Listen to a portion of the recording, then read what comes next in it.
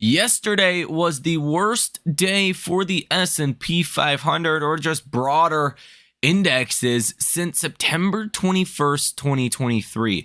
That was the last bearish Fed meeting that we had. Now, what historically happens following a bearish Fed? We'll talk about that here in this video. It may be a forecastment of what could be to come. Now, here in this video, we're also going to get into what's going on with AMC Stock today and a little bit of good news out there. Not necessarily directly related to AMC, but good news in what we're actually seeing out there in the markets is, well, really good news for AMC, for really small and mid-cap stocks in general. So hit that like button as well as subscribe to the channel. Let me know what you think about this information. We also have big tech earnings that will be going here in after hours. We have Apple, Amazon, and Meta. Those are the three big notable big tech names that everyone is going to be watching and paying attention to. And we will go over an earnings preview, what markets are looking for, what markets are expecting out of those stocks as well. Hit the like button, subscribe to the channel, and let's get started. So AMC stock is doing okay today. AMC stock is up 0.67%, largely because the broader markets are doing okay as well. The S&P 500 actually hitting a new intraday high. At the time of recording this video, the S&P, the SPY, is up 0.75%. Now, today and after hours, all of that's going to come to a head, and yeah, we're going to get a large move coming tomorrow as well. You're going to have Amazon, which is up 1.31% right now, Apple, which is up almost 1% right now, and Meta, which is up about 1.4% right now, that will report earnings today in after hours. So that's going to be a big story. But really, what's the biggest story of all that's happening in the markets today? TLT is up 2%, following yesterday's 1% gain, and the day before that, almost a 1% gain, and the day before that, a 1.16% gain. What is TLT? For those of you guys that don't know, it is the ETF that tracks the 20-year treasury. It basically tracks the 10, 20, 30-year treasury. Those are your real, true borrowing cost in the economy.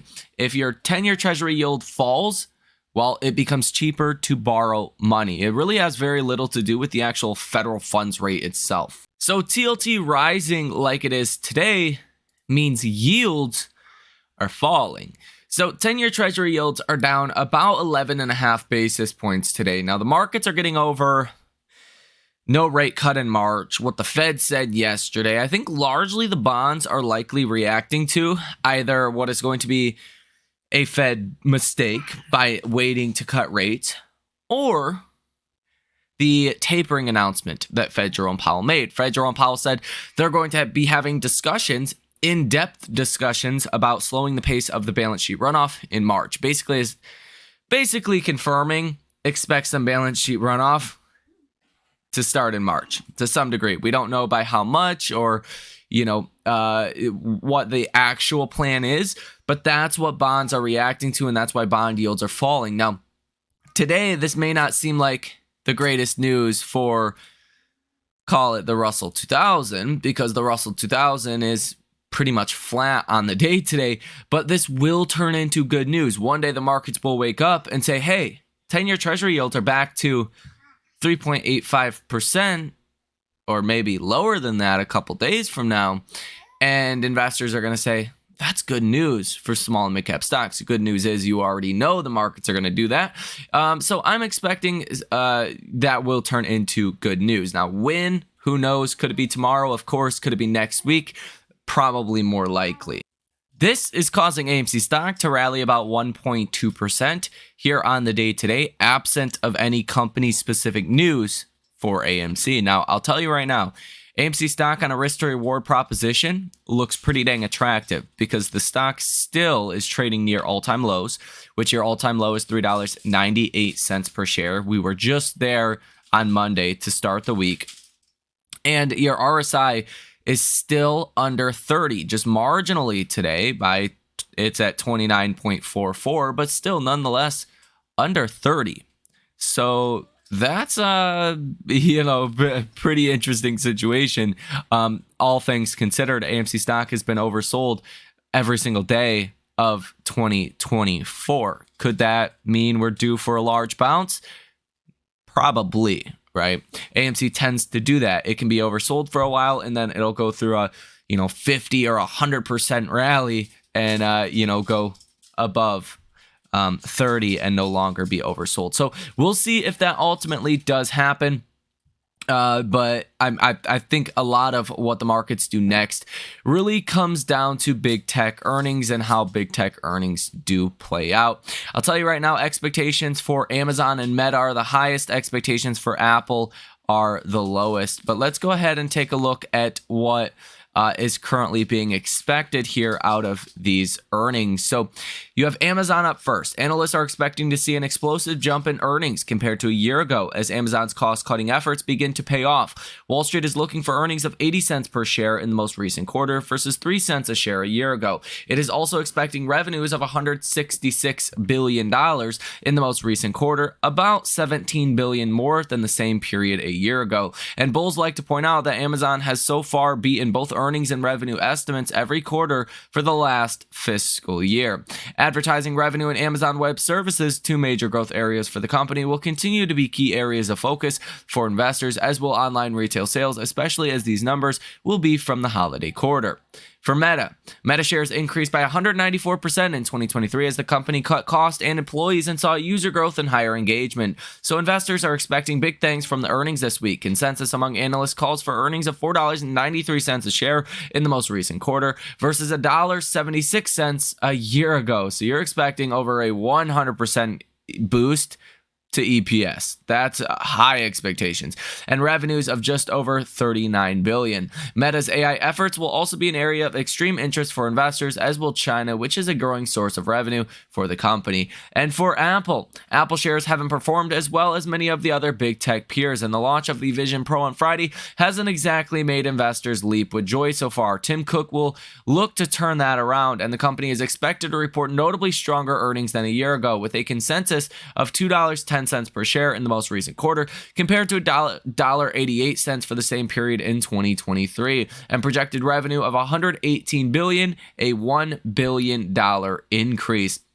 Investors will be less curious about the Vision Pro and more interested in how sales are performing in China. If Apple can show that the market is solid, some of the worries that have kept the stock in neutral so far this year could be eased. So for Amazon, you're expecting 80 cents of EPS.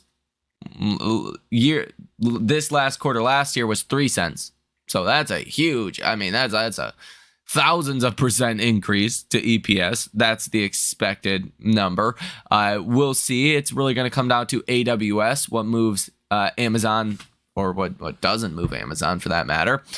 For Apple, you're only expecting $2.10 of EPS versus $1.88 for this quarter of 2023. So 1 year ago, expecting better numbers, but not super high expectations. And Meta is expecting over a 100% boost to EPS as well. Now, who knows? They probably come in line. They usually do. It's more so going to be about the guidance that really dictates where these stocks go. So that's something I'm going to be paying close attention to. Let me know what you guys think down below in the comment section. How do you think these earnings are going to come out? And just for a little bit of context, Amazon is about 5% of the S&P weighting. Meta is about 3%. And Apple is about 7%. So yeah, that's well over 10% of the S&P in just those three names. So what they have to say and how those stocks move will be vitally important for markets. Now, as far as AMC stock specifically, taking a look at the option activity here on the day today, none so far from hedge funds or institutions. You do have volume to the call side of 76%, volume to the put side of about 24%. Interest percentage of free float sitting at 11.02%, $111.81 million worth of short positions, 1.48 days to cover, 27.61 million shares currently sold short. Shares out on loan, 27.25 million, cost to borrow 1.1%, utilization of 41.34%, and a short score of 60.77 out of 100. Cost to borrow max sitting at about 2.72%. You are continuing to see the short interest of free float over here on Ortex rising. Now that's good news because when people that are not a part of this community that watch these videos every day look at AMC for a potential short squeeze like trade, they're looking at this number here. So the higher that number goes, the better. I really don't care what this number says because I think the short interest is 200+%. I've said that for a long time. And until we see evidence of maybe that changing, I'm going to continue to believe it's hundreds of percent sold short, right? AMC for that matter. So it doesn't matter to me all too much, but I mean, the markets broadly and the potential to bring in new capital, that is very important. So nonetheless, something I think we need to go over each and every single day. Now, Snonko Tracker Daddy got about 6,300 calls currently in the money. Out the money calls at about 76,000. In the money puts at 13,000. Out the money puts at 22,000. So a decent amount of option activity outside the money on the call side. If you do see a big day coming tomorrow, I expect option activity can make an even more volatile day. And again, just based on what big tech earnings do, that's going to kind of dictate how the markets trade today and after hours. To some degree tomorrow morning. Now, tomorrow morning, you're going to be getting the non-farm payroll report. Expectations are pretty high as well there, which I find interesting because January actually seen hiring that was the slowest month on record as layoffs surged. But for January, we're actually expecting about 180,000 job ads. So there's really a disconnect there of what the heck is going on, right? So that's something that will definitely affect the markets tomorrow. And we'll go over my final expectations for that in the next video. Let's see the AI investor sentiment survey. Boom. It's back out. And holy moly. You have 49.1% of investors that are now bullish. That is almost a 10% jump from last week. Talk about insane. Neutral investors went from 34.8% to 26.4%. That's a big drop there as well. And bearish investors went from 26.1% to 24.5%. So that's also a decent drop as well. But really the bullish sentiment took over last week, and I think people continue to be bullish even after the Fed, and you know what historically happens following the Fed is not pretty. So I went back and I looked at the last 12 months of specifically bearish Fed meetings where the markets took it as bearish and started selling off. I found September 20th, which was, well, technically the 21st was the last over 1% drop, 1.6% drop in the S&P. Yesterday was the worst day since September 21st, but that was a bearish Fed meeting. Markets ended up falling 5.4%. July 26th, the last second to last bearish Fed meeting, markets fell 5.7%. May 3rd, markets fell 3.31%, and March 22nd, markets fell 3.13%. So the average drop of a bearish Fed meeting in the last 12 months is around 4.38%. Does that happen this time around?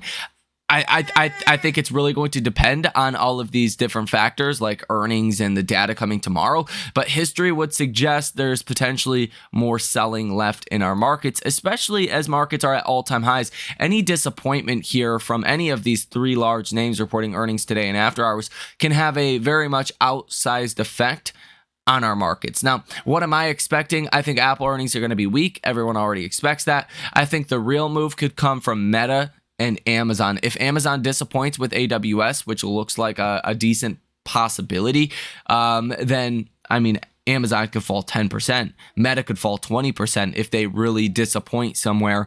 Those are risks for our markets. Now, Apple, I think up or down 2 to 3% is pretty typical for Apple. I don't have a specific bias at all for Apple. I think just coming in line with expectations is probably good news for Apple. Now, AMC stock is back to flat here on the day today. The stock is at $4.05 per share. Adam Aron continues to show a disliking of where AMC stock price is. He thinks that is due to the box office or the lack of box office that we really have in 2024. But I mean, that really, AMC's performance comes down to dilution, let's be honest. So I do think a commitment to not diluting shareholders is still coming around the corner. Around the corner to me means in the next couple of months. And I think that is the next big catalyst that will send AMC stock higher. So there is all of that. If you guys want to take a look at this, I think that's important as well. We do have Apple, Amazon, Meta,